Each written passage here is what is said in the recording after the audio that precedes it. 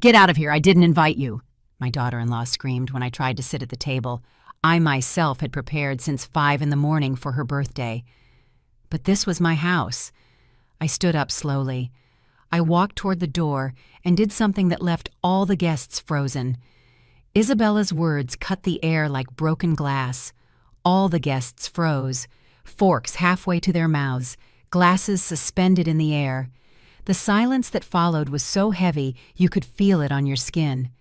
My hands were stained with tamale dough. I had started cooking at 5 a.m. I made a spicy red stew, just like Michael has liked it since he was a boy. Tamales with cheese and peppers, Mexican-style rice, refried beans with sausage. I cut flowers from my garden, those bougainvillea I planted 20 years ago with my husband, and I put them in vases all over the living room. I cleaned every corner. I shined the floors. I ironed the embroidered tablecloths my mother left me when she died. All for Isabella's birthday. My daughter-in-law. My only son's wife. And when I tried to sit at the head of my own table, in the house I built with my own hands next to my late husband Henry, she looked at me like I was trash on the sidewalk. "That seat is for my mother," she yelled, pointing at me with her finger as if I were a naughty child. "You sit over there, next to the kitchen, in case we need anything served." The eyes of her friends pierced right through me. Some looked down, ashamed. Others smiled with that silent cruelty that only women know. Michael, my son, my blood, was standing next to Isabella, with his mouth open but speechless, without a single word to defend me, to understand how I reached the point of kicking my own family out of my house. I need to take you back 3 years, to the day Michael arrived with that smile I hadn't seen on his face since he was a teenager.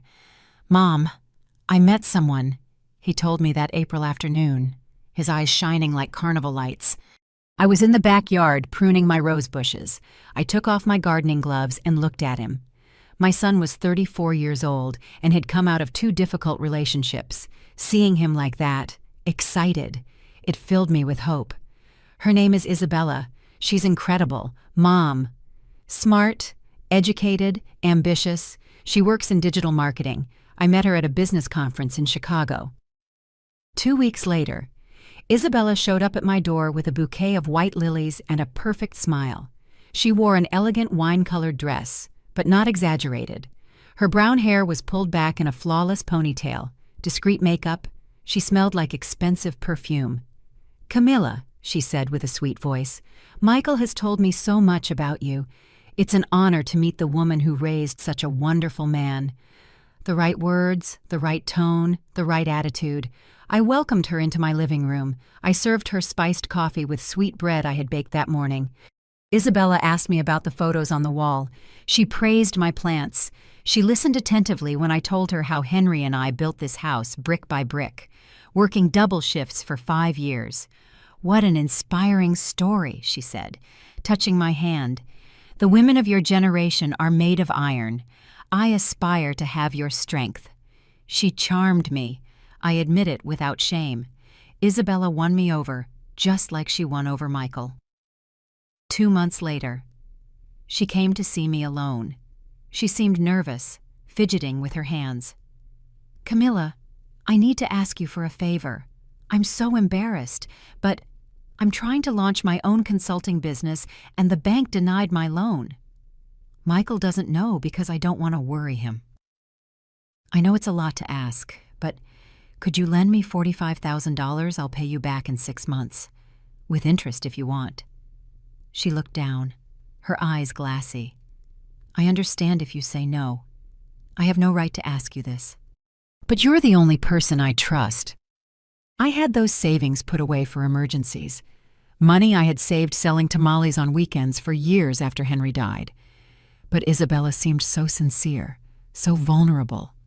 "I don't need interest," I told her. "You're practically family." She hugged me, crying. "Thank you.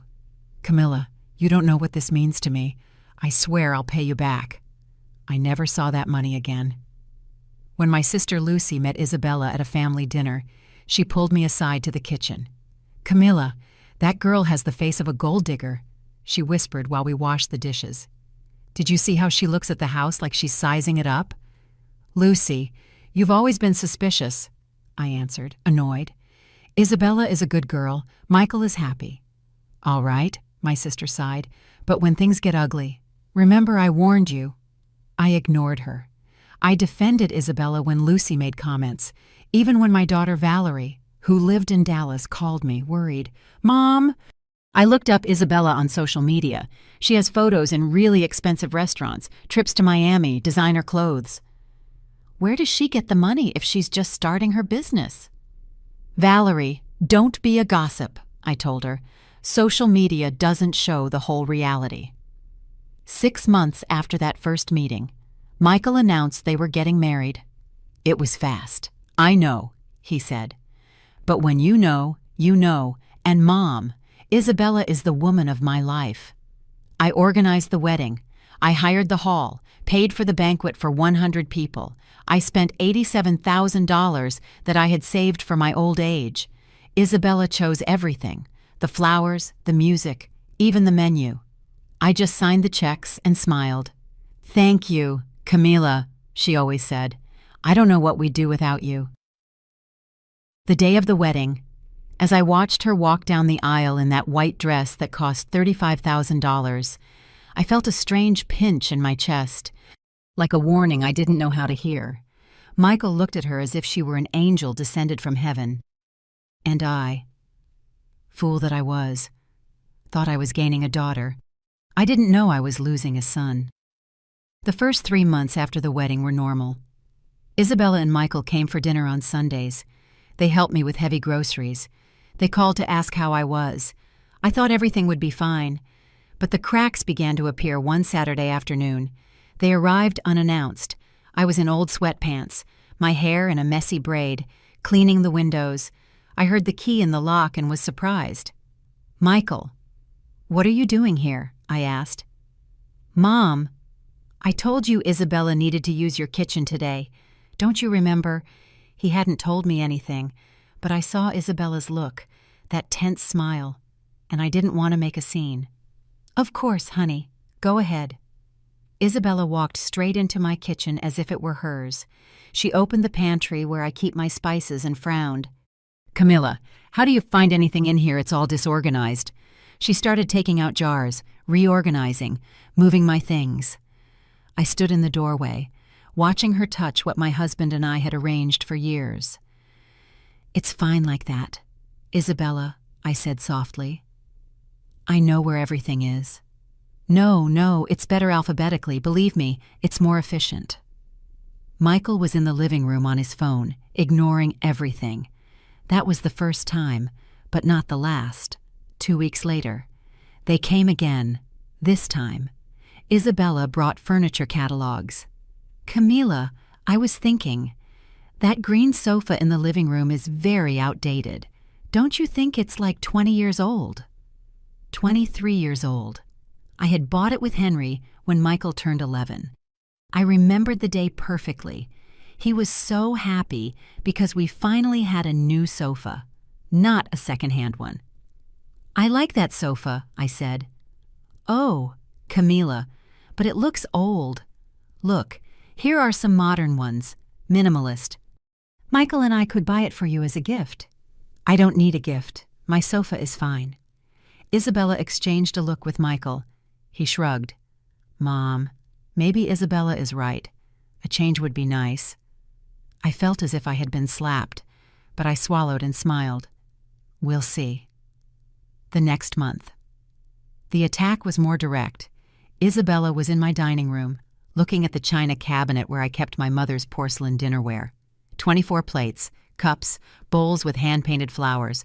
My mother had brought them from her hometown when she got married. It was the only material thing I had left of her. You know what, Camila? This dinnerware is taking up so much space. When was the last time you used it? At Christmas. I lied. The truth was I didn't use it because I was afraid it would break. But it was mine. We could sell it. I saw on the internet that this type of antique porcelain is valued well. Maybe you could get $15,000 or $20,000 for it. With that, you could buy new clothes. Right, I've noticed you wear the same clothes a lot. The blood rushed to my face. My clothes are fine, and my dinnerware is not for sale. "It was just a suggestion," Isabella said, raising her hands. "Don't be offended."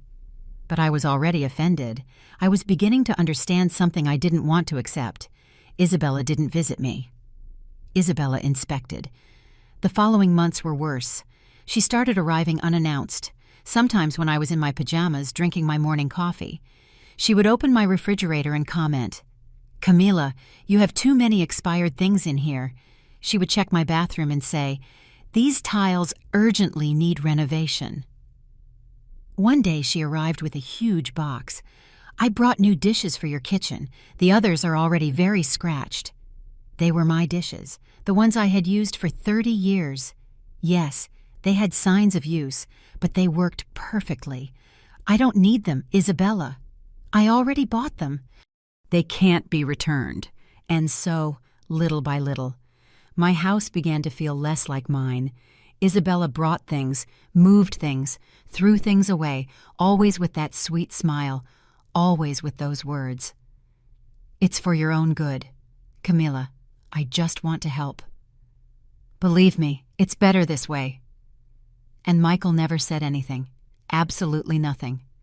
One afternoon, after they left, I sat on my green sofa, the one Isabella hated, and I cried.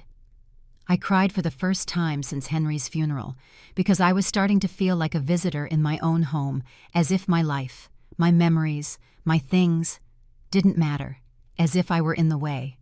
But the worst hadn't arrived yet, because Isabella didn't just want to change my house. She wanted to change me, and I would soon discover how far she was willing to go. The Christmas of that year changed everything. It was December.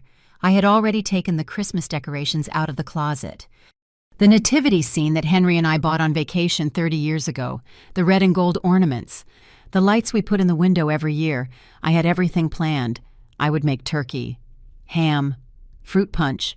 Christmas was always sacred in my house. But Isabella had other plans.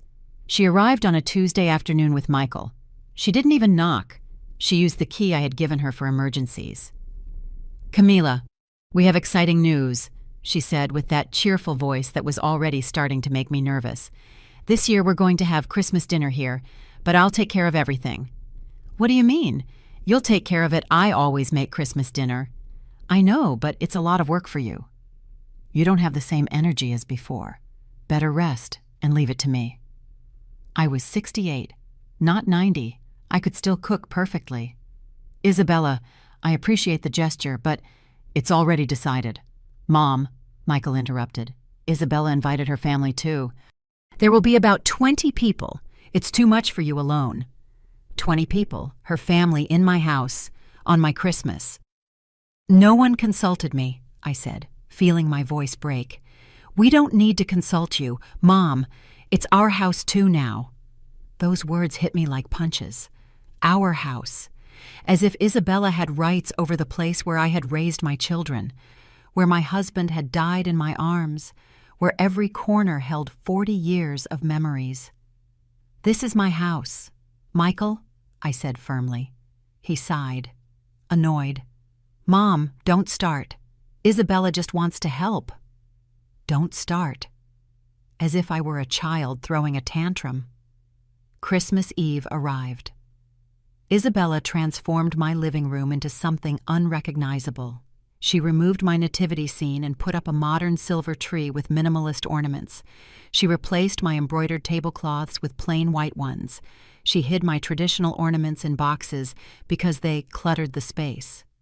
Her family arrived first, her mother Stella, her father Robert, her 2 brothers with their wives, her nephews, people I didn't know invading my home. They sat in my living room as if they were the owners.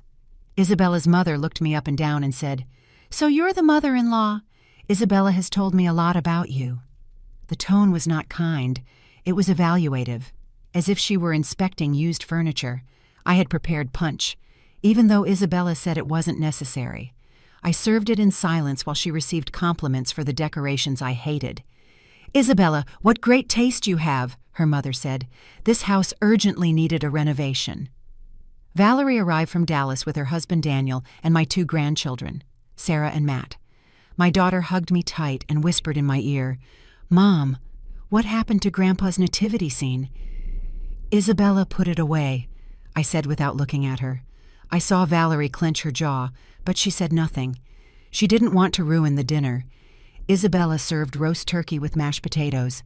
Nothing traditional, nothing I would have made, but everyone clapped and congratulated her. I ate in silence in a corner of the table, like a last-minute guest. After dinner, I offered to help clean up. No, Camilla, you better go rest. You're too old for these things. That phrase, you're too old. I felt something break inside me, but I nodded and went to my room. I sat on the bed looking at Henry's photos on the nightstand. I cried silently so no one would hear me. Past midnight, I went out to the bathroom. The house was dark. I heard voices in the kitchen. Isabella and her mother. I froze in the hallway, listening. "And when do you think it will happen?" Stella asked. "I don't know, Mom. But it must be soon. She's 68. At that age, anything can happen." "And are you sure Michael is going to inherit the house? He's the only son. Obviously, she'll leave everything to him. The sister doesn't count. She lives in Dallas." They laughed. Both of them. "When it happens," Isabella continued, "we sell this house immediately. I already saw it's worth about $3.8 million. With that, we'll buy something modern in Lincoln Park or downtown. This neighborhood is already very run down." "And what if the old woman lives many more years?" There was a silence. Then Isabella spoke with a coldness that chilled my blood. "There are ways to speed things up. Nursing homes, for example. Michael is already considering the idea.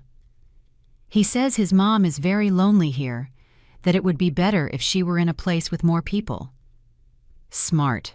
And that way the house is free." "Exactly." I leaned against the wall so I wouldn't fall.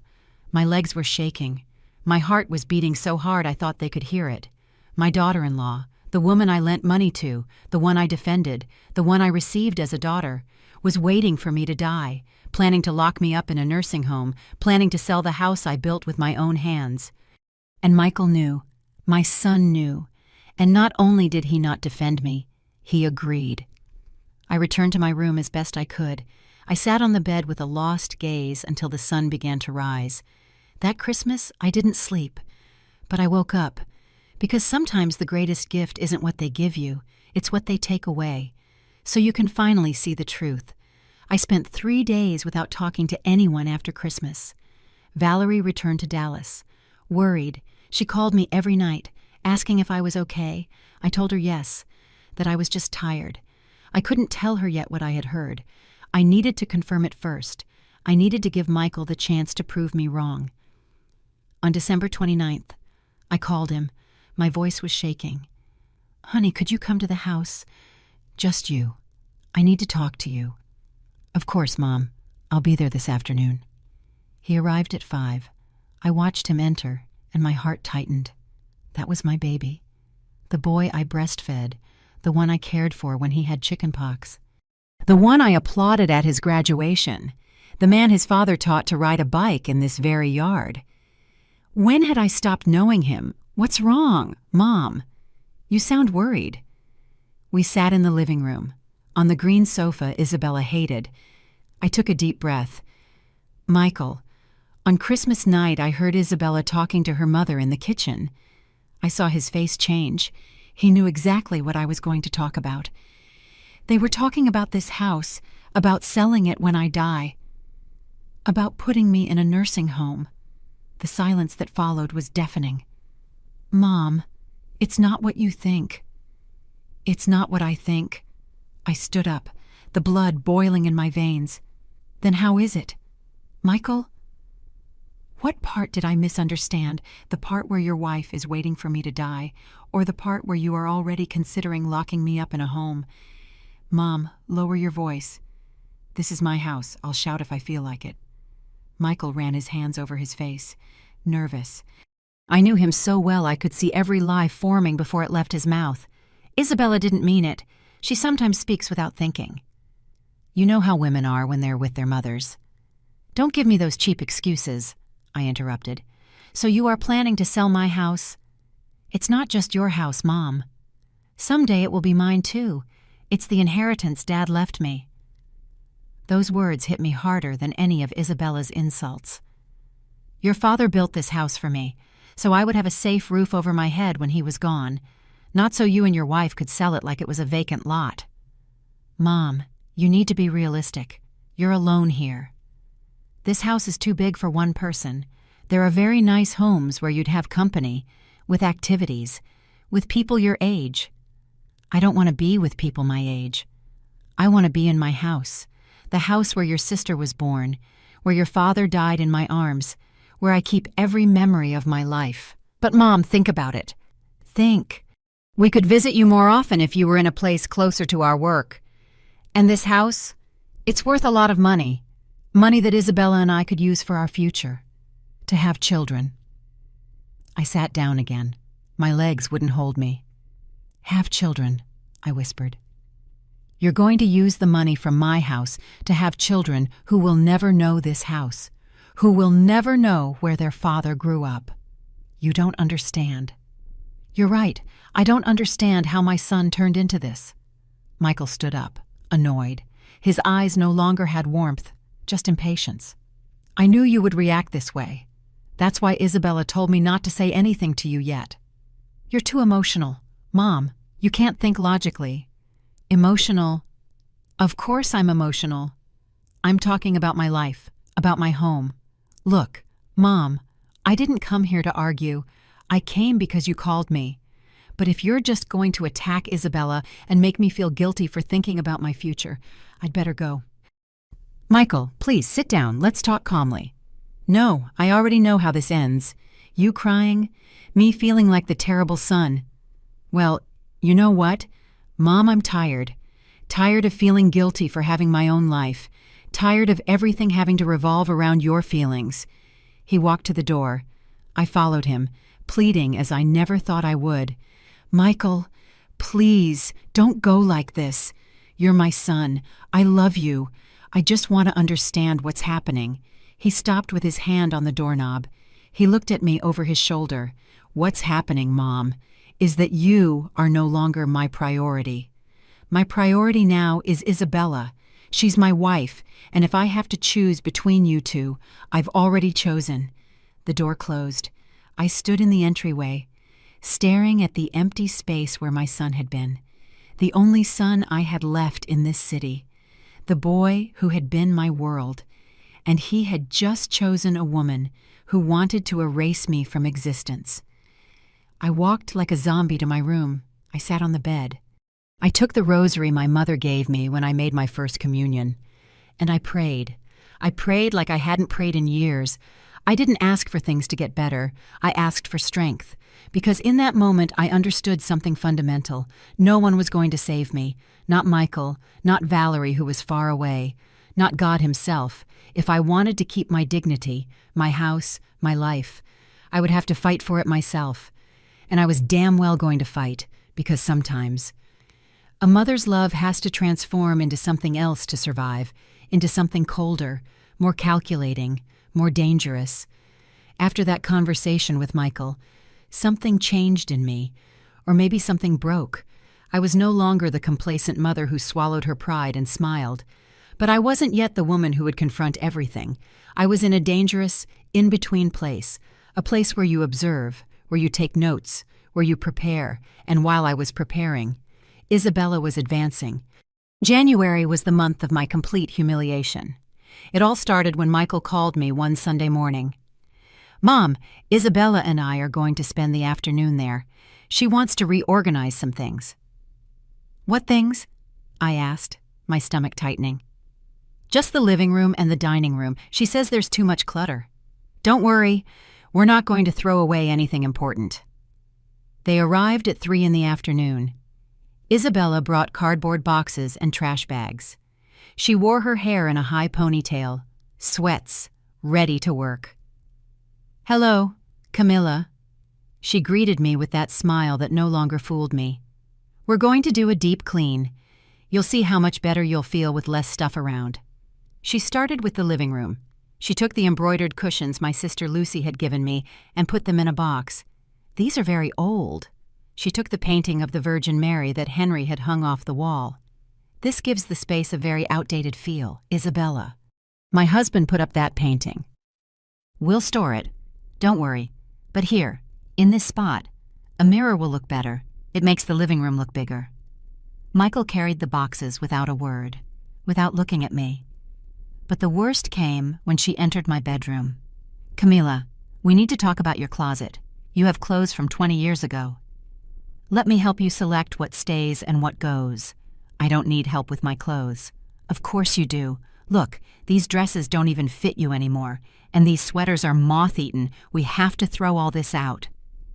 She started taking out my clothes, judging every garment. There were dresses I wore to my children's birthdays, blouses Henry gave me, sweaters my mother knitted. Each piece had a story. Each piece was a piece of my life. This goes, this too, she said, throwing my life into black trash bags. Stop, I shouted. You're not throwing away my clothes. Camila, be reasonable. You haven't worn this in years. It's just taking up space.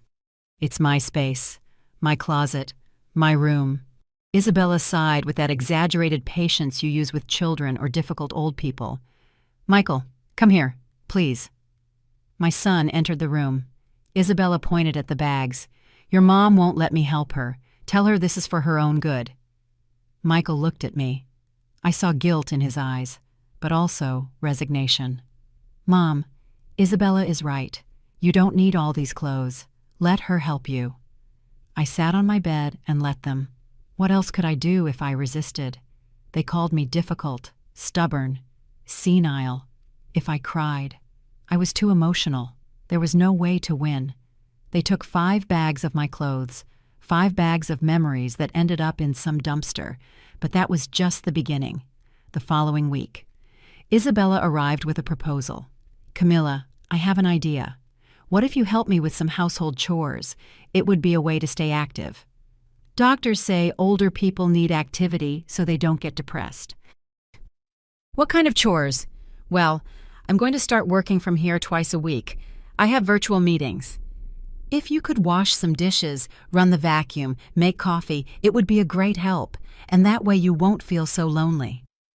That's how I became the maid in my own house, on Tuesdays and Thursdays. Isabella arrived with her laptop. She set herself up in my dining room, at my table, surrounded by papers and coffee cups. And I washed her dishes. I cleaned the space she dirtied. I served her water when she snapped her fingers without looking up from the screen. Camila, can you bring me a pillow for my back? Camila, did you wash the breakfast dishes yet? Camila, I need silence. I have an important call. In my own house, in the dining room where I celebrated my children's birthdays, where I mourned Henry's death, where I spent 1,000 nights sewing clothes to save money. There I was, being treated like a servant, and Michael did nothing. The few times he came and saw it, he just said, "It's good that you're keeping busy, Mom." But the moment that broke me arrived on a Thursday in February. Isabella was working as usual. I had prepared lentil soup, Michael's favorite food since he was a child.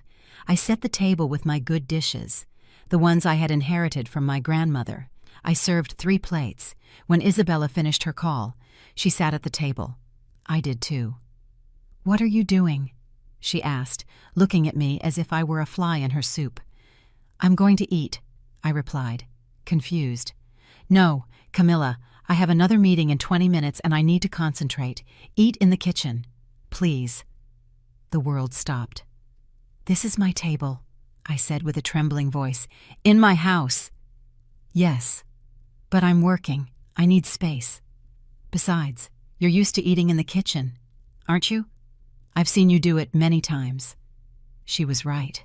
For the last few months, when she was here. I ate standing by the stove, nibbling on cold tortillas, hiding in my own kitchen. "Isabella, please." "Camila, don't make things complicated. Just do what I ask." I stood up. I took my plate. I walked to the kitchen with my legs shaking. I sat on the little stool by the stove, the one where I sit to peel potatoes. And there, eating my soup with trembling hands, tears falling into the plate, I understood something terrible. I was no longer the owner of this house. I was a burden, an obstacle, an old woman who was in the way. That night, alone in my bed, I looked at the ceiling and thought of Henry. "Forgive me," I whispered to his photograph. "Forgive me for not taking care of what we built together, for letting them erase us." But then I remembered the words my husband told me 3 days before he died, when he already knew he didn't have much time left. "Camila, you are stronger than you think. When I'm gone, you're going to have to be. Promise me you'll never let anyone take away your dignity." I had promised him, and it was time to keep it. Because there is a limit to everything. There is a point where pain transforms into something different, into clarity, into decision, into a cold fire that isn't put out with tears, but with action. The discovery came by accident. Or maybe destiny has strange ways of giving you the tools just when you need them most. It was a Tuesday in March. Isabella had arrived early to work. I was in the kitchen making coffee when I heard her phone ring in the dining room. "Camila, can you answer that if it's from the office? Tell them I'll call back in 5 minutes. I'm in the bathroom." I picked up the phone. The screen said Roddy. It wasn't from any office. I hesitated, but something made me answer. "Hello. Baby, did you talk to the lawyer yet?" said a man's voice. Young, confident. My blood ran cold. "Who is this?" I asked. There was a silence. Then the voice changed. Nervous. "Sorry, wrong number." He hung up. "Baby." He had called Isabella baby. I left the phone where it was, my hands trembling. When Isabella came out of the bathroom, I was already back in the kitchen, pretending nothing had happened. "Did anyone call?" she asked. "No, nobody." I lied. That night I couldn't sleep. Did Isabella have a lover? Did Michael know? And what was this about a lawyer? The following days I was more attentive. I watched Isabella's every move, every call she made walking out to the patio, every text she wrote with a smile on her lips. On Thursday, my opportunity came. Isabella was in the bathroom. She had left her purse in the dining room. My heart was beating so hard I could hear it in my ears. I knew it was wrong. I knew I shouldn't. But after months of humiliation, of being treated as invisible, I no longer cared about the rules. I opened the purse. Inside was a blue folder. I took it out with trembling hands. I opened it. And there, on perfectly organized white sheets, was the whole truth. They were legal documents. The first was a draft of a petition for conservatorship. My full name, Camila Josefina Renteria, date of birth, address. I read the lines, my eyes filling with tears. The alleged incapacitated person shows evident signs of advanced cognitive decline. Forgets conversations, cannot manage her finances, shows erratic behavior. A psychiatric evaluation is requested to determine her legal capacity and appoint a guardian. It was all a lie. Every word was a perfect, legal lie, designed to take everything from me. I kept reviewing. There were more documents, property appraisal, $3 $850,000, quotes from geriatric residences, Memory Lane Villa, $18 $500 monthly, Santa Rita Nursing Home, $15,000 monthly, handwritten calculations on a sheet. If we sell house, $3 $850,000, minus legal fees, $150,000, minus nursing home, 5 years, $100,000. Leaves, $2 $600,000 for us. 5 years. They were giving me 5 years to live. And they had already calculated how much it would cost to keep me locked up while they waited for me to die. But the worst was in the last pages. Drafts of WhatsApp messages, printed out, as evidence or backup. "Isabella, I already spoke with the lawyer, Roddy. He says the process can take 6 months if she cooperates, maximum 1 year if she resists." "Roddy, and what if Michael changes his mind?" "Isabella, he won't. I already have him convinced it's the best thing for his mom. He's weak. He does what I say." "Roddy, I love you, my queen.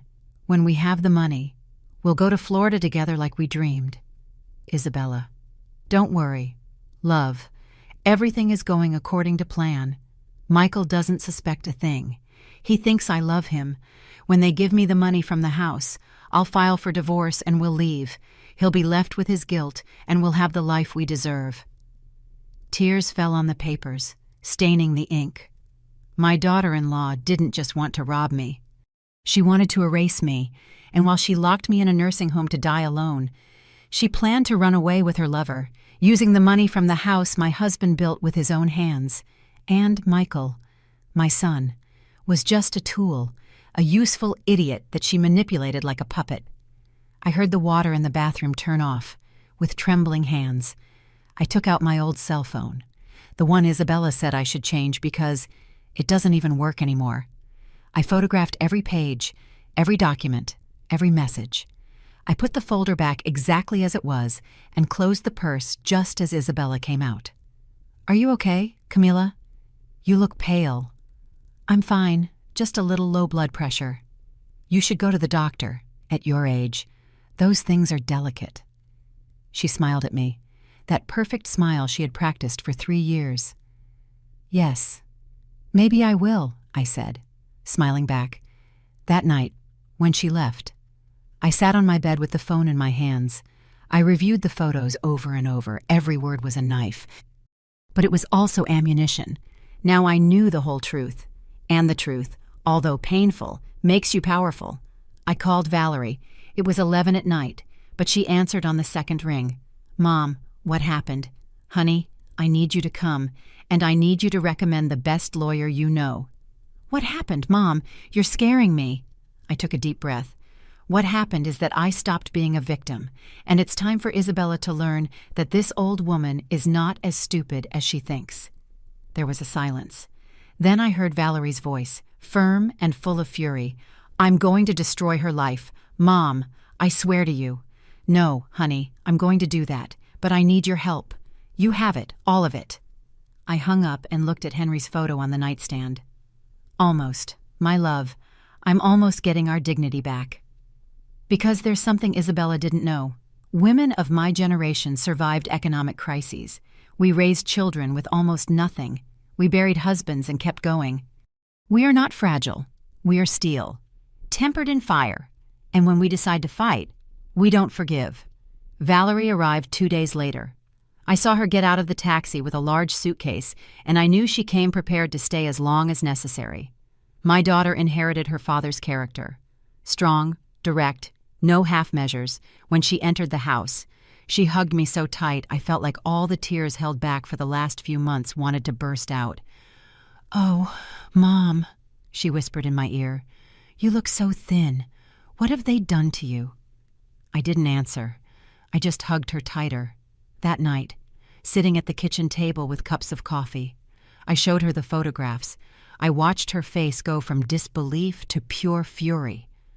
"That damn," she muttered between her teeth. "That damn snake." "Don't swear," I told her out of habit, although deep down I agreed. "Mom, this is attempted fraud, financial abuse, conspiracy. We can press criminal charges." "I don't want scandals, not yet. Not. First I need to protect the house, protect myself, and then we'll see." Valerie nodded. She took out her phone and dialed a number. "Mr. Aguirre, this is Valerie Torres." "Yes, Henry's daughter. I need your help with something urgent. It's about my mother." Mr. Aguirre had been my husband's lawyer for 30 years, a 72-year-old man, one of those who still believes in honor and a man's word. Henry trusted him completely. The next day, Mr. Aguirre arrived at my house with his worn leather briefcase and his bifocals. He sat in my living room, reviewed the photographs on his iPad with absolute concentration. When he finished, he took off his glasses and looked at me with sadness. "Camilla, this is serious, very serious. This woman isn't just committing fraud, she's planning to steal your life. I know, but we have advantages. First, you are completely lucid. Any psychiatric evaluation would prove that. Second, we have proof of her plan. Third, we can act before she does. What do you propose? Mr. Aguirre opened his briefcase and took out documents. I propose 3 things. First, modify your will immediately. Second, create a trust that protects this house. Third, gather more evidence for when the time comes to confront her. Explain the trust to me. It's simple. We transfer ownership of the house to a trust of which you are the sole beneficiary as long as you live. You have total control. You can live here, rent it, sell it if you want, but Michael cannot inherit it directly. When you pass away, the trust is distributed as you decide. It can be for your grandchildren, for Valerie, for charity, whatever you want, but Isabella will never be able to touch it. I felt as if a weight had been lifted from my chest, and Michael can't do anything. Nothing. The house ceases to be part of your direct inheritance, even if they tried the conservatorship, which wouldn't prosper. They couldn't touch the trust. Let's do it. We spent 3 days preparing everything. Mr. Aguirre brought the documents. I signed them. Valerie photographed every page, saved copies online, on her computer, on 3 different USB drives. In this family, we don't trust anyone anymore, my daughter said with bitter irony. We also scheduled a private psychiatric evaluation. Dr. Mendoza came to the house, asked me questions for 2 hours, gave me memory tests, reasoning, orientation. In the end, she smiled. Mrs. Camilla, your mind is clearer than many people in their 50s. I'm going to give you a detailed report that you can use legally if anyone questions your capacity. But the most important part of the plan was missing: the additional evidence. Mom, we need to record her, Valerie said. Not just the documents. We need her voice, her words, confessing everything. How? My daughter smiled. That smile she inherited from her father when he had a brilliant idea. Leave it to me. Valerie bought a small recording device, the size of a USB stick. We hid it in a vase in the living room, right where Isabella always sat to work. When she talks on the phone with her lover, we'll record everything, Valerie explained, and when the perfect moment comes, we'll confront her. When will that moment be? Valerie looked at me with determination. When she feels most secure, when she thinks she's already won, that's when predators let their guard down. Over the next 2 weeks, we recorded everything. Every conversation Isabella had with Roddy, every derogatory comment about me when she thought I wasn't listening, every cruel laugh. Almost, my love. The lawyer says in 2 months we can file the petition. And what if the old woman resists? It doesn't matter. I have Michael eating out of my hand. He'll sign whatever I put in front of him. We also discovered more things. Isabella had taken out credit cards in Michael's name without him knowing. She owed $230,000. And she had forged my son's signature on documents. She wasn't just a manipulator. She was a criminal. One afternoon, while Isabella worked in my dining room, Valerie and I were in the kitchen listening to the live recording on her phone. We heard her talking to Roddy. I'm tired of pretending, my love, tired of smiling at the old woman, of putting up with Michael. But it's worth it. Almost $4 million is worth any sacrifice. Valerie squeezed my hand. I squeezed hers back. Soon. Mom, she whispered. Very soon. That night, after Isabella left, I sat with Valerie and Mr. Aguirre. On the table were all the documents, the signed trust, the modified will, the recordings, the photographs, the psychiatric report, the fraudulent credit card statements. Everything is ready, said Mr. Aguirre. Now all we need is the moment. What moment? I asked. Valerie smiled, a smile that gave me chills and hope at the same time. Your birthday, Mom. April 15th, 3 weeks away. Weeks.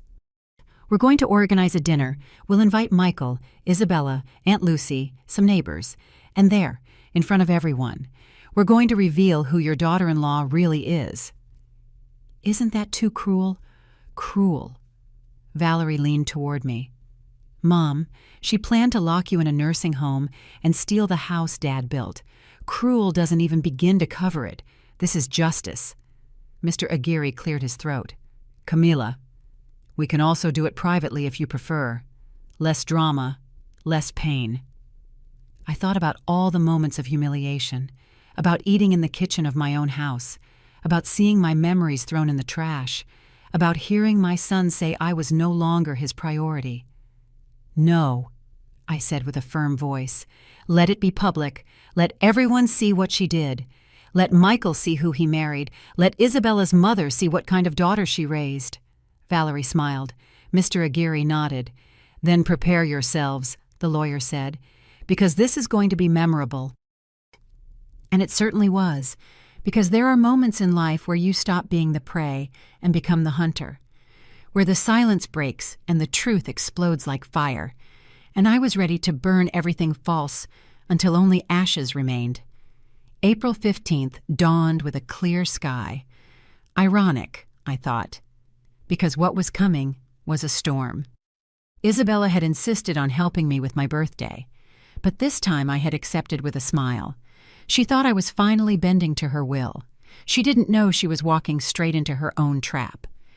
Camila, let me organize everything. You just relax and enjoy your day, she had said the week before. Thank you, Isabella. You're so good to me. The words tasted like poison in my mouth, but I said them with sweetness. Valerie had officially returned to Dallas, but in reality, she was staying at my sister Lucy's house, just 10 minutes away. The plan was for her to arrive as a surprise for my birthday, the morning of the 15th. I got up at 5 as usual. I made tamales, spicy stew, hibiscus tea, everything exactly as I would for any celebration. Isabella would arrive at 2 to supervise and add her modern touches. But this time, what she didn't know was that every detail was calculated. Mr. Aguirre had installed discrete cameras in the living room, small, invisible, streaming live to his phone. Valerie had access too. We wanted to record everything that would happen that night. At 2 o'clock sharp, Isabella arrived with Michael. She brought silver metallic balloons that said 69 in giant numbers. Michael carried a box with a cake. "Happy birthday, Mom," my son said, kissing my forehead. For a second, I forgot everything. He was my baby. But then I saw Isabella behind him, with that calculating smile, and I remembered. "Thank you, honey." Isabella began to reorganize the living room. She removed my flowers and put in hers. She changed the tablecloths, moved the chairs. Every gesture was a declaration. "This is mine, not yours." I let her. I smiled. I nodded. I thanked her. "Oh, Camilla, you look so lovely today. Is that a new dress?" "No, it's 10 years old, but I take good care of it." "Well, it looks beautiful." Lies wrapped in honey. The guests began to arrive at 6. My sister Lucy with her husband, the neighbors from next door, Ramon and Ophelia, who had known me since I moved here, Isabella's friends, 5 elegant women who looked at me with condescending pity, Isabella's mother, Stella, with her pearl necklace and her air of superiority, and finally, at 6:30, Valerie arrived. "Surprise! Mom!" she shouted from the door. I ran to hug her, and this time the tears I shed were real. My daughter, my support, my strength. I saw how Isabella turned pale. She didn't expect Valerie to be here. She exchanged a nervous look with Michael. "What a surprise, sister-in-law," Isabella said, her voice tense. "We didn't know you were coming. Of course, it's my mother's birthday. Where else would I be?" The tension was so thick you could cut it with a knife. We sat down to dinner. Isabella had insisted on arranging the table. She was at the head, with Michael by her side, her mother at the other end, and I. I was relegated to the side, near the kitchen, exactly where she wanted me. I served the stew. I passed the tortillas. Isabella received compliments for organizing such a lovely dinner. I was invisible, again, until I tried to sit in an empty chair that was left at the main table. "That seat is for my mother," Isabella shouted, with a voice so loud that everyone stopped talking. "You sit over there next to the kitchen in case we need anything served." The silence was absolute. Isabella's friends looked away, uncomfortable. The neighbors' eyes widened in surprise. Lucy stood up from her chair, furious, but Valerie put a hand on her arm. "Wait," my daughter whispered. Michael had his mouth open but said nothing. As always, I remained standing, holding my plate, feeling 20 pairs of eyes fixed on me, and then something inside me clicked. There was no more fear, only clarity. I stood up slowly, very slowly. I left the plate on the table gently. I walked to the stereo where the happy music Isabella had put on was playing. I turned it off. The silence became heavy, dense.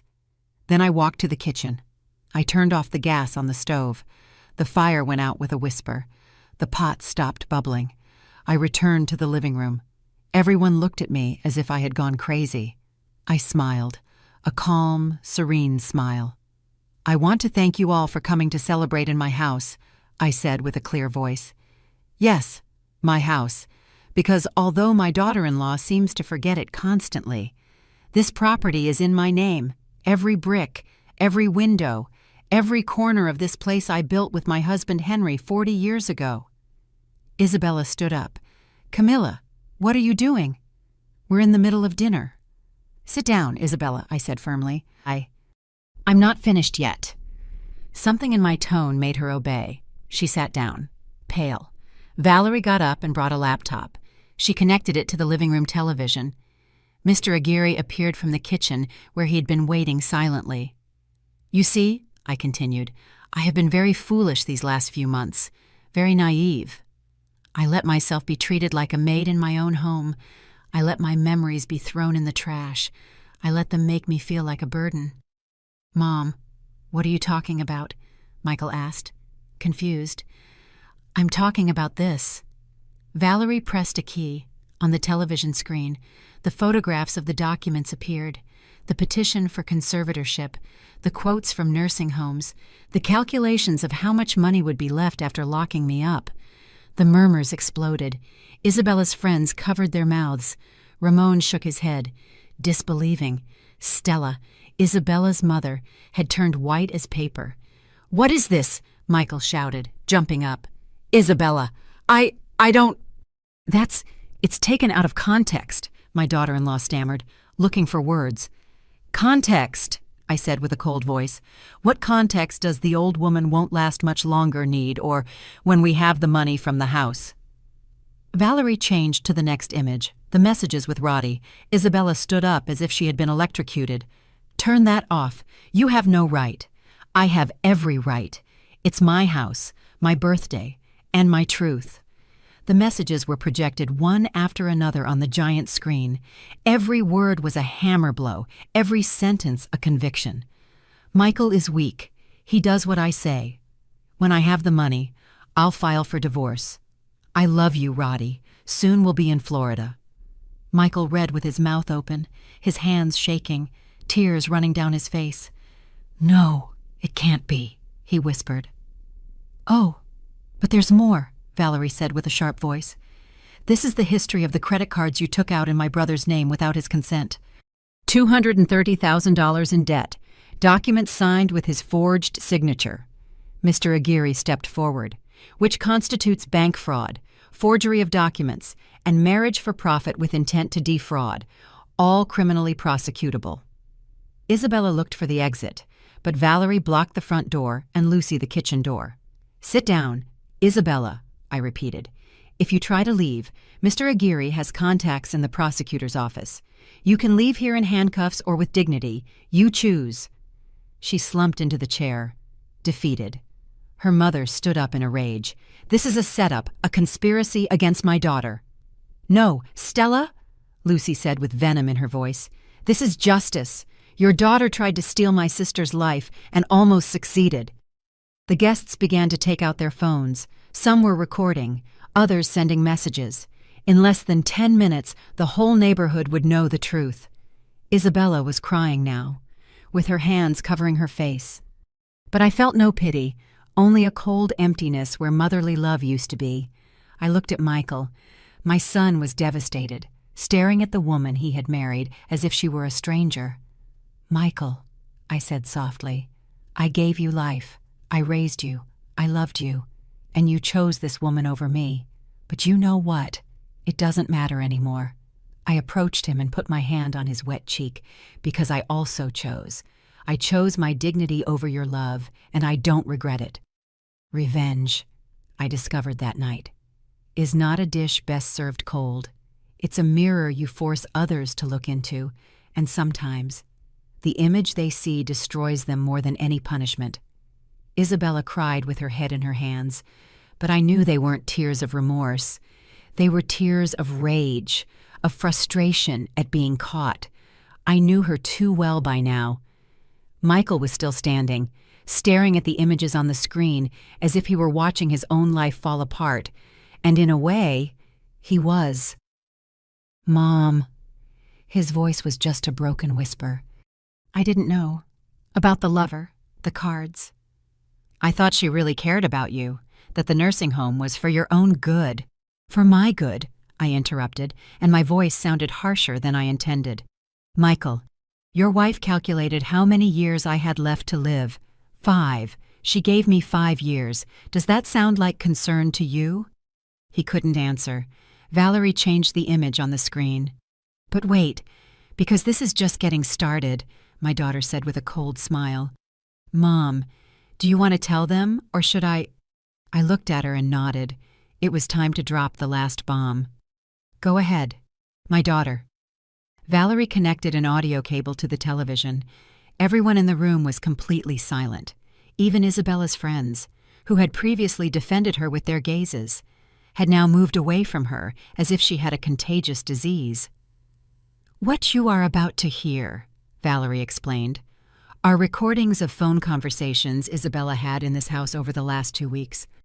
All legally recorded, as it occurred on my mother's private property with her consent." She pressed play. Isabella's voice filled the room, clear, confident, without the sweet tone she used with me. "Almost. My love, the lawyer says in 2 months we can file the conservatorship petition. He knows a psychiatrist who, for $50,000, will sign the report we need," Roddy's voice replied. "And what if the old woman resists? I've heard those processes can take years." "It doesn't matter. I have a plan B. I can put medication in her food. Things to make her seem confused, forgetful.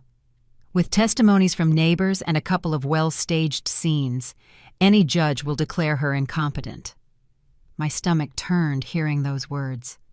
I thought about all the times I had felt dizzy after eating what Isabella prepared, about the times I forgot simple things and wondered if I was really losing my memory. She was poisoning me. Slowly. "That's a lie!" Isabella screamed, jumping to her feet. "They edited that recording. That's not my voice." "Oh, really?" Valerie smiled. "Mr. Aguirre, could you explain to the lady about the authenticity of the recordings?" The lawyer adjusted his glasses. "The recordings were analyzed by a forensic audio expert. He confirmed there is no editing, that the voice is authentic. I have the notarized report right here. We also identified the number this Roddy was calling from. It's already traced. He lives in Florida, as mentioned in the messages. He's 28 years old and has a record for fraud." Isabella looked for support from her mother, but Stella was sitting with her face in her hands, ashamed. The recording continued. "And Michael, does he suspect anything?" "Not at all. He's so predictable. I tell him his mom is losing her mind and he believes me. I tell him we need that house and he's convinced it's for our future.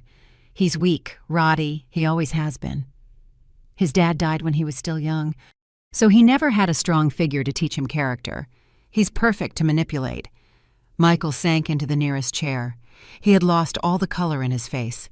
One of Isabella's friends stood up without a word and left the house. Then another, and another, in less than 2 minutes. All of Isabella's friends were gone. Only the neighbors, my family, Stella, and Michael remained. "There's more," Valerie said. Relentless. Another recording. This time Isabella talking to someone else. An older woman's voice. "Mrs. Mendez, thank you so much for agreeing to testify if needed. You just have to say you saw Mrs. Camila confused, talking to herself. forgetting to lock the door. I'll pay you $30,000 for your testimony. And what if they ask me a lot of questions in court? Don't worry. The lawyer will prepare everything. You just confirm what we already discussed. Ramon stood up, furious. That's Alma Mendez, the one who lives 3 houses down. He turned to me. Camilla. 2 weeks ago, she asked me if I had seen you acting strangely lately. I told her you were perfectly fine. Now I understand why she was asking. Isabella wasn't crying anymore. She was motionless, like a statue of ice, knowing that every second that passed sank her deeper. I'd like to clarify something, Mr. Aguirre said, stepping forward. Mrs. Camila voluntarily underwent a complete psychiatric evaluation 3 weeks ago. The results show she has full mental faculties. There is no cognitive decline, no confusion. In fact, her memory and reasoning abilities are above average for her age. He took out a folder with official documents and placed them on the table. Any attempt to declare her incompetent would have been immediately dismissed, but the emotional damage and the time wasted in lawsuits, that was part of the plan, wasn't it? Isabella. To keep her busy in legal proceedings, spending money on lawyers, while you continued to manipulate Michael, Isabella finally spoke, with a venomous voice I had never heard from her. So what if it was, this old woman has more than she needs, a huge house all to herself, money saved up, for what? To die and let it all rot. At least I was going to put those resources to use. The audacity left me speechless. Resources, I repeated slowly. That's what you call the house I built with my husband. Resources. Call it whatever you want. The reality is you're in the way. Michael is too weak to tell you. But I'm not. You're in the way of your own life, clinging to the past, to memories, to old things that don't matter anymore. I was just trying to free you from that. Free me. I approached her, and for the first time in my life, I felt pure hatred. Free me by locking me in a nursing home, by poisoning me to make me look senile, by stealing the house my husband built with his hands. Your husband is dead, Isabella spat, and you should be too. Mecca. The silence that followed was so deep I could hear my own heart beating. Michael stood up slowly, walked over to Isabella, and for the first time in 3 years, I saw fury in my son's eyes. Get out of this house, he said, his voice trembling with contained rage. Now! Michael, Now! He shouted with a strength I had never known he had. Get out of this house before I call the police myself. Isabella looked at him with pure hatred. Then she looked at me. In her eyes, there was no remorse, only fury at having lost. This isn't over, she said in a low, threatening voice. Valerie stepped forward. Oh, yes, Isabella, it ends here, because we have copies of all this in 4 different places. If you try anything against my mother or my brother, this goes to the prosecutor's office in less than an hour, and believe me, with this evidence, you would spend years in prison. Mr. Aguirre added, I also prepared a restraining order. If you come within 200 yards of this property or Mrs. Camila, you go straight to jail. Understood.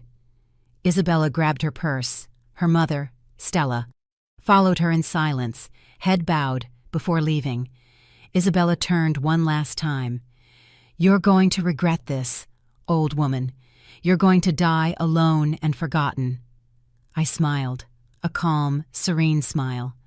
I'd rather die alone and with dignity than surrounded by snakes like you.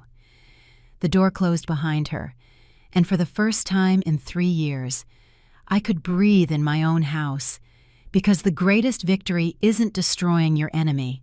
It's reclaiming what they took from you, your voice, your space, your power. And I had just reclaimed all 3.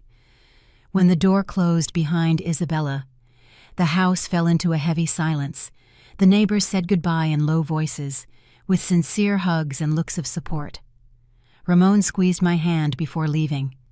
Camilla, if you need anything, we're 3 houses away. Thank you, Ramon. Lucy came over and hugged me tight. Sister, I'm so proud of you. Henry would be proud. I nodded, unable to speak. If I spoke, I would cry, and I didn't want to cry yet.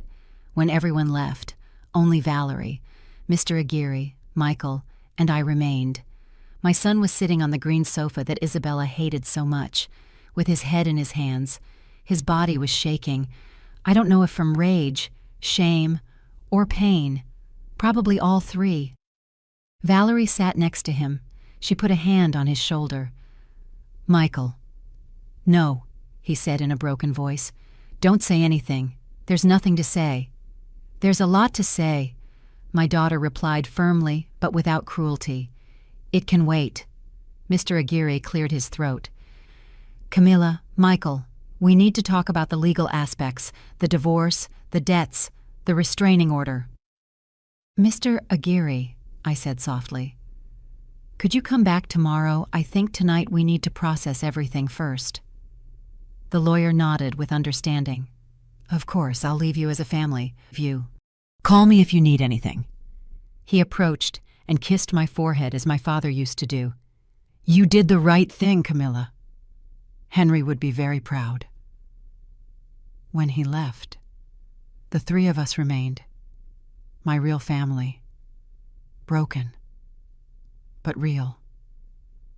Michael finally lifted his head. His eyes were red, swollen. He looked like he had aged 10 years in one night. "Mom, His voice broke. "I don't even know where to begin." I sat across from him. Valerie moved to the armchair, giving us space. "Start at the beginning," I said softly. "I'm sorry." Tears ran freely down his face. "I'm so sorry. I was a coward, an idiot." "An idiot," I said simply. "You were." He winced as if I had hit him, but I continued. "You were also manipulated. Isabella was very good at what she did." "It's no excuse." He wiped his face angrily. "I saw how she treated you. I saw how you changed, how you became smaller every day, and I did nothing. I chose to believe her instead of trusting my instinct." "Why?" Valerie asked.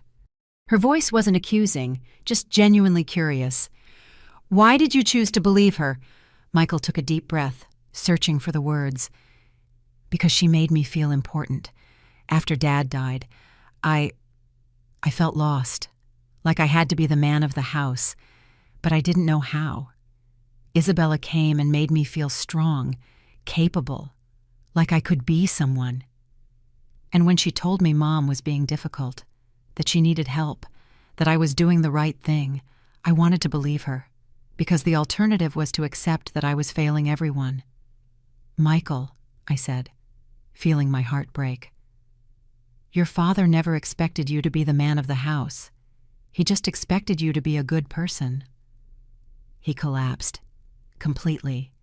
He fell to his knees in front of me, sobbing like when he was a child and got hurt playing. "Forgive me, Mom. Please, forgive me. I let her humiliate you. I let her plan to lock you up. I let her make you feel invisible in your own house. How can you even look at me?" I hugged him. Not because everything was okay, not because the pain disappeared, but because he was my son.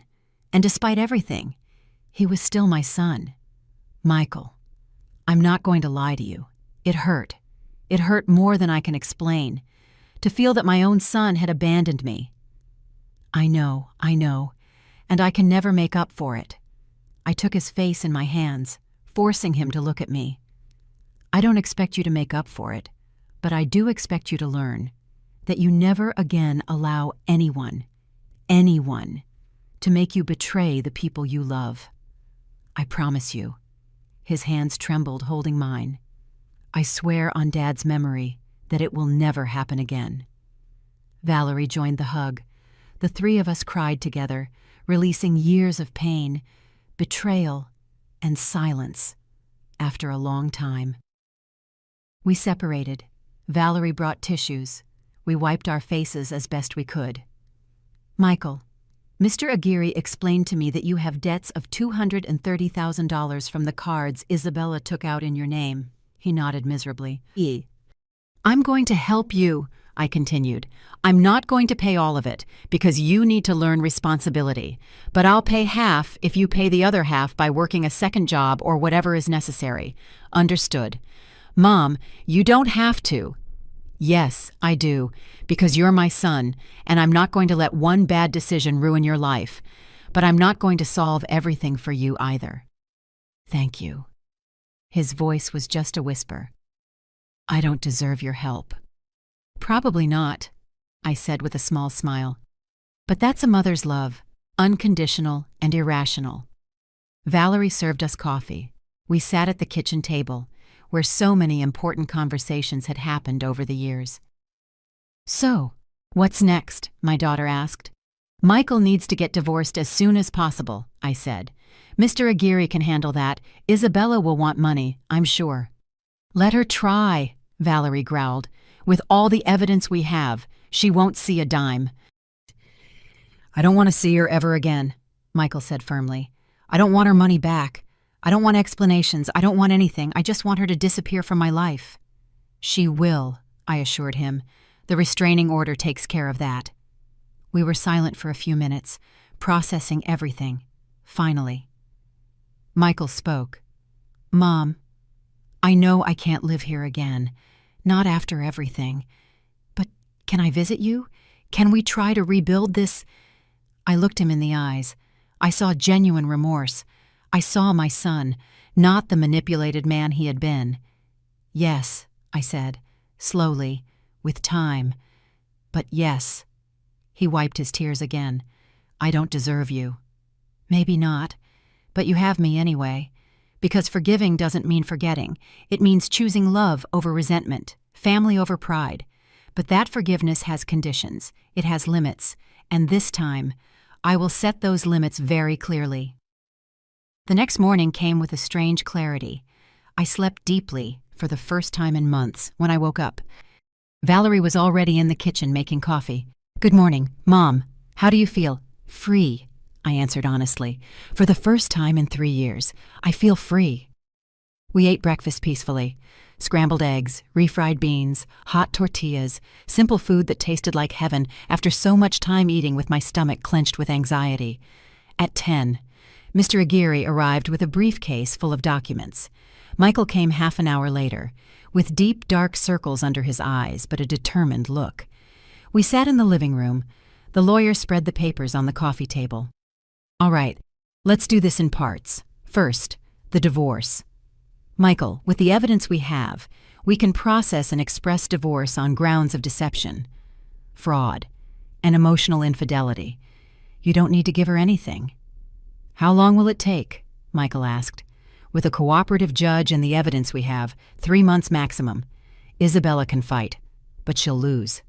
Her lawyers will know that and advise her to sign. Perfect. Second, Mr. Aguirre continued, the credit cards. We have proof of signature forgery. Michael can press criminal charges and the banks will cancel the debts. However, I asked, if Michael presses criminal charges, Isabella will go to prison, probably 3 to 5 years. Silence filled the room. I looked at my son. He was staring at his hands. Do I want her to go to prison? He muttered, more to himself than to us. Part of me does. Part of me wants to see her suffer like she made me suffer, like she made Mom suffer. Michael, I said softly, this decision is yours. No one will judge you for what you choose. But Mom, she planned to poison you, lock you in a nursing home, steal your house. Doesn't she deserve to pay for that? I thought carefully before answering. She deserves consequences, yes, but prison. Son, you have to be able to live with your decision. Ask yourself, will sending her to jail give you peace or just more bitterness? Michael closed his eyes. He took several deep breaths. I don't want to be like her, he said finally. I don't want to be cruel, but I also don't want her to get away with it. There's a middle ground, Mr. Aguirre suggested. We can pressure her to sign the divorce on very favorable terms, that she assumes all responsibility for the debts, and that she renounces any future claims. If she complies, we don't press charges. If she doesn't comply or bothers you again, then everything goes to the prosecutor's office." "That," Michael said with relief. "That sounds fair. All right, I'll contact her today." We spent the next 2 hours reviewing documents. The house trust was perfect. My updated will protected my grandchildren. Everything was in order. At 2 in the afternoon, Mr. Aguirre's phone rang. "It's her," he said. He put it on speaker. "Mr. Aguirre." Isabella's voice sounded tired, defeated. "Mrs. Isabella, I'm calling on behalf of Michael Torres. We have a proposal." "I'm listening." Mr. Aguirre explained the terms. "Immediate divorce. She assumes all debts, waives any financial compensation, permanent restraining order." "And if I accept," Isabella asked after a long silence, "we won't press criminal charges for fraud, forgery, or attempted dispossession. You have my word." "And the old woman agrees." "Mrs. Camilla," Mr. Aguirre corrected with emphasis, "is here present, and yes, she agrees." Another silence. "I need 48 hours to think about it." "You have 24. After that, the charges go straight to the prosecutor." "That's blackmail." "No, ma'am. It's justice. Your decision." Isabella hung up without saying goodbye. Valerie shook her head. Right to the end without a shred of decency. The next day, at 11 in the morning, Isabella arrived accompanied by a young, nervous lawyer. She didn't enter the house. Mr. Aguirre went out to the street with the documents. From the window, I saw them arguing for 20 minutes. Isabella gesticulated, shouted. Her lawyer seemed to be trying to calm her down. Finally, with trembling hands, she signed. Mr. Aguirre returned with the signed and notarized papers. "It's done. Legally. It's over." Michael took the documents and looked at them as if he couldn't believe they were real. "It's over," he whispered. "It's really over." But I knew something was missing. Isabella had signed. Yes, but she hadn't really paid for the emotional damage, for the nights I cried, for the dignity she tried to take from me. "Mr. Aguirre," I said, "can I ask you one last favor?" "Of course, Camilla." "I want you to give something to Isabella." I went up to my room. From the closet, I took out a small box. Inside was $10,000 in cash. I also included a note I had written that morning. I went down and gave the box to Mr. Aguirre. "What is this?" he asked, confused. "Give this to Isabella. Tell her it's so she can't say I left her on the street, that it's more than she deserves, but less than what it will cost her to live with her conscience." Mr. Aguirre smiled, a smile of pure admiration. "You are incredible, Camilla." He went out and gave her the box. I saw Isabella's face from the window. She opened the box, read the note. Her face crumpled, not in sadness, in impotent rage, because I had given her money. I had shown her mercy. And that was worse than any revenge. It proved to her that I was a better person than she was, that I had won not by being cruel, but by maintaining my dignity until the end. Isabella took the box and left without looking back. I never saw her again, because the real victory isn't in destroying your enemy. It's in proving that their evil didn't change you, that you remained who you were despite the poison, and that, in the end, light always wins over darkness. The first few days after Isabella left were strange. The house felt different, as if it had been exorcised. Valerie stayed for 2 more weeks before returning to Dallas. "Mom, are you sure you'll be okay alone?" she asked the morning of her departure. "More than okay, honey, for the first time in years. This house feels like mine again." I hugged her at the door, watching her get into the taxi when she left. I closed the door and stood in the entryway. Silence, peace, mine. I walked through every room, reclaiming my space. I took out the painting of the Virgin Mary that Isabella had stored and hung it back up in the living room. I returned my embroidered cushions to the sofa. I put the photos of Henry and the children in every corner. The house was breathing again. Michael didn't show up for a week. I understood he needed time to process, to heal. When he finally called, his voice sounded different, more mature. "Mom, Can I come by tomorrow? Just to visit. I won't stay long. I need to see you. Of course, honey. He arrived the next day with a bouquet of white carnations, my favorites, not expensive red roses, not flashy arrangements, simple white carnations that reminded me of the ones Henry used to bring me every Friday. I didn't know what to bring, he said shyly at the door. They're perfect. I made coffee and sweetbread. We sat in the kitchen, not the living room, the place where important conversations had always happened. Mom, I moved into a small apartment downtown. It's different, but it's mine. No memories of her. I'm glad, son. I also started therapy, twice a week. The therapist says I have codependency issues and... He laughed bitterly. Low self-esteem. Imagine that. 37 years old and I'm just discovering I don't know who I am without someone telling me what to do. Michael, we all have things to work on. The important thing is that you're doing it. Can I ask you something? Anything? How did you manage to forgive me? Because I still can't forgive myself. I left my cup on the table. I thought carefully. I haven't forgiven you completely yet, I said honestly. And maybe I never will entirely. But I love you. And I chose love over resentment. That doesn't mean the pain disappeared. It means I decided not to let that pain turn me into someone bitter. His eyes filled with tears. I don't deserve that love. No one deserves love. It's given or it's not. And I choose to give it to you, but this time, with clear limits. What limits? That you never again allow anyone to disrespect me. That you include me in your important decisions, not for permission, but out of respect. That if you ever have a partner again, she understands from the beginning that I am your mother and I deserve consideration. I promise you. He took my hand. Mom, I'm going to spend the rest of my life showing you that I can be better. I don't need the rest of your life, Michael. I just need you to be honest with me, that's all. The visits became regular. On Sundays, Michael came for dinner. I made stew or his favorites. We talked about his work, his therapy, his life. Little by little, I got to know the man he was becoming, a more aware, stronger one. A month later, he brought someone. Mom, I want you to meet Patricia. She was a woman of about 35, with short brown hair and glasses. She dressed simply, jeans and a white blouse. She brought a container. Mrs. Camilla, it's an honor to meet you. Michael has told me so much about you. She extended the container. I made oatmeal cookies. I hope you like them. They weren't expensive flowers. They weren't perfect words. They were homemade cookies, made with her own hands. Thank you. Patricia, come in, please.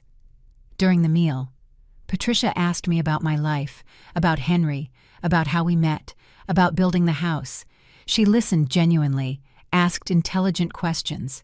When I told her about my garden, she got excited. Could you show me I love plants? But I've never known how to take care of them well. We spent an hour in the garden. I showed her my bougainvillea, my rose bushes, the aromatic herbs. Patricia took notes on her phone, asked questions, got her hands dirty touching the soil. When they left, Michael stayed for a moment at the door. What did you think? She seems genuine, humble, real. She is. She's an elementary school teacher. She earns little, but she loves what she does. She doesn't care about my money or my house or anything material, just me. Do you love her? It's still early to know, but I like how she makes me feel, calm, like I can breathe. Then give it time, no rush, and if it ever gets serious, I'd like to get to know her better. You can count on that, Mom. The months passed. Summer arrived with its hot afternoons. I started replanting the garden with Lucy. I invited the neighbors for coffee. I resumed my knitting classes that I had abandoned when Isabella started controlling my time. One afternoon in July, while I was watering the plants, my phone rang, an unknown number. Hello, Mrs. Camilla. It was a young woman's voice, nervous. Yes, who is this? My name is Andrea. I was a friend of Isabella's. My stomach tensed. "What do you want?" I needed to tell you something. Isabella called me a few days ago. She's in Florida with that Roddy guy, but he already left her. She ran out of money and he kicked her out. Now she's working in a restaurant, washing dishes. I didn't feel satisfaction, just a sad emptiness. "Why are you telling me this?" "Because you were right. Everything you said that night at your birthday was true. Isabella used me too. She borrowed money from me, never paid me back, and when I confronted her, she blocked me. I just wanted you to know that not all of us were like her. Some of us did realize too late who she really was." "Thank you for calling, Andrea." "Did you forgive him, your son? I mean, Michael?" "I'm in the process. He's so lucky. Isabella will never have that. No one is going to forgive her. Her own mother stopped speaking to her." We hung up. I stood in the garden with the hose in my hand, thinking. Isabella had lost everything, and I had recovered everything that mattered, because true wealth was never in the house, or the money. It was in being able to sleep in peace, in feeling like the owner of your own life, in having a family that loves you, not one that uses you, and that no one could ever take from me again. A full year had passed since that birthday night that changed everything. It was April again, and the air smelled of fresh bougainvillea. I was in the kitchen making stew when the doorbell rang. I looked at the clock. 11 in the morning. I wasn't expecting anyone. I opened the door and found Michael with a nervous smile. "Hi, Mom, do you have time?" "I always have time for you. My son, come in." He entered, but stood in the living room with his hands in his pockets, like when he was a teenager and had something important to say. "What's wrong, Michael? You're making me nervous." "Mom, Patricia and I have been dating for 10 months, officially. And I want to ask her to marry me." My heart skipped a beat. After everything we'd been through, the word marriage gave me chills. "Sit down, son. Let's talk." We sat down. Michael looked different from the man who had been married to Isabella. He had light in his eyes, peace on his face. "I know what you're thinking," he said. "After Isabella, how can I trust my judgment again? But Mom, Patricia is different, completely different. Tell me." "She's spent a year getting to know you. Not because I forced her, but because she wanted to. She asks about you every week. When you went to the hospital for your checkup, she offered to go with you without me saying anything, when you turned 69, 2 weeks ago. She reminded me 3 times not to forget to call you." It was true. Patricia had been present in small but constant ways. She sent me photos of her students, invited me to her school plays, asked me for advice on recipes. "Do you love her?" I asked directly. "Yes, but not like I loved Isabella. With Isabella, it was obsession, need, fear of being alone. With Patricia, it's tranquility. It's being able to be myself without masks. It's knowing that if I lose my job tomorrow, she'll still be there. Not for my money, but for me." And what does she say? "I haven't proposed yet, because first, I needed your blessing, not your permission. Mom, your blessing. There's a difference." I felt my eyes fill with tears. A year ago, I would have said yes to anything just to make you happy. I would have ignored all the warning signs. But now I ask you honestly, does Patricia make you happy? Does she respect you? Does she respect your family? To all 3 questions, yes. "Then you have my blessing." Michael hugged me tight. "Thank you, Mom. And there's one more thing. When I propose, I want to do it here, in this house, in your garden, where Dad planted the bougainvillea. Would you let me?" "This house is yours too, Michael. It always has been." "No, Mom, it stopped being mine when I allowed Isabella to disrespect you here. But I'd like it to be a place of good memories again, of new beginnings." 2 weeks later, we organized a family dinner, just us. Valerie with Daniel and the grandkids, Lucy with her husband, Michael, Patricia, and me. I had put up lights in the garden. Patricia thought it was just a simple family dinner. She didn't know what was coming. After dessert, Michael stood up. "Patricia, there's something I want to tell you." She looked at him, confused. Michael took her hand and led her into the garden. We all followed. "A year ago, I was at the worst point in my life. I had lost everything, my marriage, my dignity. I almost lost my family. And then you came along." Patricia had her hands over her mouth, her eyes wide. "You didn't come with grand promises or expensive gifts. You came with homemade cookies and sincere questions. You taught me that love isn't possession or control. It's respect. It's peace. It's wanting the best for the other person, even when it doesn't benefit you directly." He knelt, took out a small box. "Patricia, would you do me the honor of marrying me? I don't promise you perfection, but I promise you honesty. I don't promise you wealth, but I promise you hard work. And I promise that my family, especially my mother, will always have the place she deserves in our life." Patricia was crying. I was crying. Valerie was crying. Even my grandkids were emotional. "Yes," Patricia whispered. "1,000 times, yes." They kissed under the bougainvillea that Henry had planted 40 years ago. And in that moment, I felt the circle close, that the house was once again a place of love, not pain, afterwards, when everyone was celebrating inside. Patricia approached me. "Mrs. Camilla, I know you've suffered a lot. Michael told me everything, and I want you to know that I will never, ever disrespect you. You built this family. I'm just asking for permission to be a part of it." I hugged her tight. "You don't need permission, honey. You're already part of it." That night, when everyone had gone, I stayed alone in the garden. I looked at the stars and spoke to Henry as I sometimes did. "We did it, old man. They almost beat us, but in the end, we won. The house is still standing. Michael learned, and this time, he'll choose well." The wind blew softly, moving the bougainvillea, and I swear I felt Henry smile, because second chances do exist, not to erase the past, but to build a better future with the lessons learned. And this time, my family knew exactly what to protect and what to never allow again. 2 years after that night that changed everything, I find myself sitting in my garden watching my grandchildren play among the bougainvillea. Sarah is 11 now. Matt is 9. They run, chasing butterflies.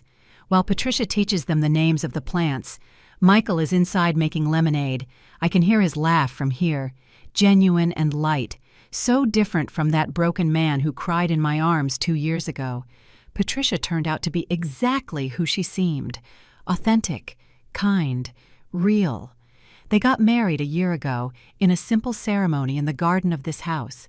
Nothing flashy, just close family and true friends.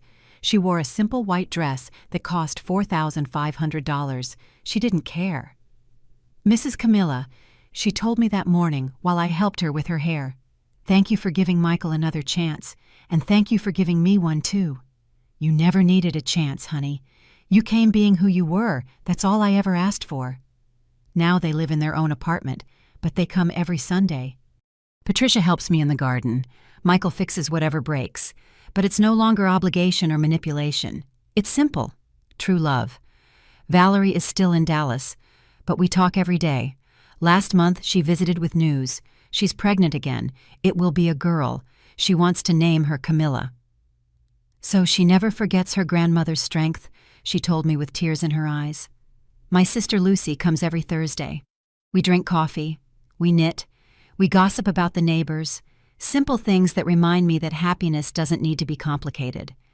I heard little more about Isabella after that call from Andrea. I heard through the grapevine that she's still in Florida, that she changed jobs several times, that her family didn't forgive her. A small part of me felt pity. A very small part, because she chose her path.